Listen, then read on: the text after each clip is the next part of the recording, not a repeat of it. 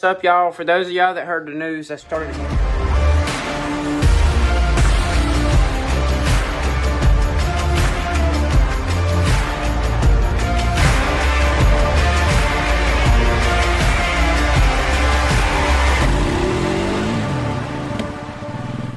It's in the description. Second link is Brodytrump Gaming. It's probably not gonna come up when you search it, but I also linked it in my recent community post.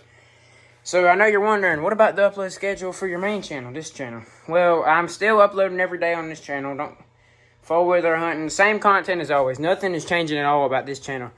The way the new channel is going to work is I'm going to upload at least twice a week. There's not a certain amount of uploads. It could be I doubt it'll be every day since it's 2 channels. But I'm at least uploading twice a week and probably live streaming. I'll probably live stream once a week. Not every week live stream, but at least once probably. But definitely 2 uploads a week on that channel.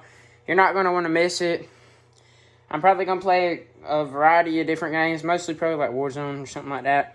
So if you're interested in that, go subscribe.